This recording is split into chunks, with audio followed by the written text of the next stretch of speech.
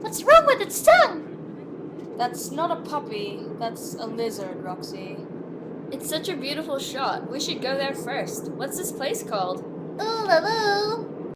Whee! We've been here for hours, and all I have is photos of this giant rock. Where are all the animals? Maybe they're playing hide and seek. I'm not sure. I'm assuming photographers encounter this problem all the time. Hey, what's that? Another photographer. Maybe he'll have better luck than us. Is he holding a cage? That's a tamed lizard. He's staging his photo. That's so mean. What a meanie pants. I wonder how many other photographers staged their shots. That's incredibly misleading. And ironic. Tamed wildlife. Now remember, kids, staging shots of captive animals is a common occurrence. It's very difficult and time-consuming to find animals in their natural habitat. However, animal captivity can be both good and bad.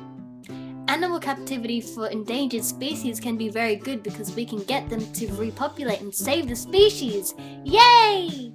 We can also keep found injured animals in captivity and help them heal and regain their strength to release back into the wild. However, animal captivity often means that animals are taken from their homes in the wild and sometimes given limited space. This is very bad for the larger animals, which are accustomed to wandering in large masses of land, such as lions, elephants, giraffes, and more. Animal captivity, and zoos in particular, often don't cater to animals' natural needs. This means the animals are deprived from their natural needs and instincts, such as hunting for their own food, learning to deal with predators, and natural breeding patterns. This can lead to a very unhappy and bored animal. I don't think we're gonna get any good shots unless we have any spare wild animals lying around. I'm sick of this heat. Let's go somewhere a bit cooler. To the Great Barrier Reef! Whee! How pretty! This is so beautiful. And serene. Look at all the pretty fishes. That's the Maori wrasse. Those fish are protected because they're endangered. Seahorses! I hear those horses are endangered and protected too. They shouldn't be fishing here. They're dangerous fish. Endangered fish. It looks like they're mainly here for the prawns. Oh no, fishy! You don't go there! There are way too many fishes here.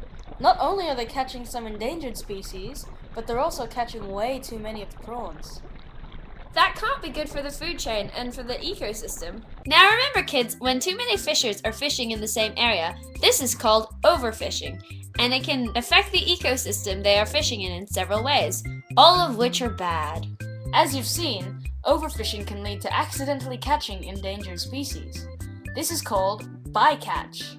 When this is done by a large amount of fishers at the same time, the amount of this species caught can be concerningly large. Another effect of overfishing is the depletion of a certain species of animal in a given area. The reduction or increase of any species in any ecosystem can have a large and detrimental effect.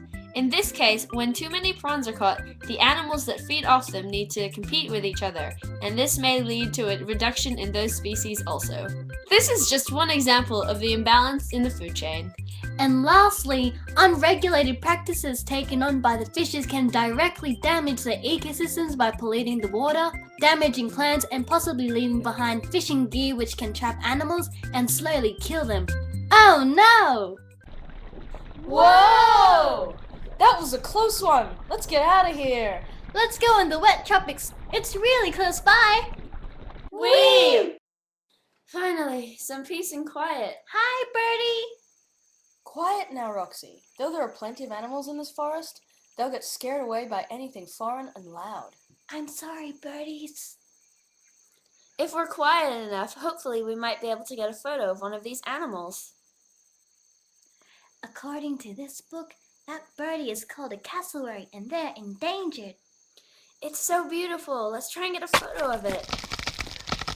What was that? Hey, don't cut down the trees. That's where the birdies live.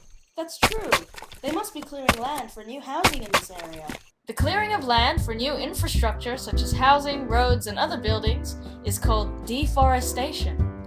To prevent the loss of Queensland's wet tropic rainforests, it has been listed as a World Heritage Site, meaning it's protected and can't be touched. However, some areas surrounding the wet tropics which are unprotected have been converted from agricultural land to residential land. Though this is an indirect threat to the biodiversity and ecosystem to the wet tropics, it does have follow-on effects which can build up and have a large influence on the World Heritage Site. Such effects of the surrounding urban development include infrastructure demands for roads, water, and electricity, and fragmentation of the wet tropics. This means that rainforest land can be cleared in different areas, which causes a fragmentation and separation of the rainforest. And obviously, with urban development comes pollution that damages the rainforest ecosystem. It's so noisy. I don't like it. I'm sure that's how the other animals feel too. I'm tired of this. Can we go home? Okay, little one, let's go home. Whee! I expected that trip to turn out better. At least we learned a lot. I learned that the pictures from this book are really misleading. I learned that humans can have a really, really, really big impact on ecosystems. Yeah, if only there was more of that in this book so we would have known what to expect. And what was really happening. But I like the pretty pictures of animals. Okay, Roxy.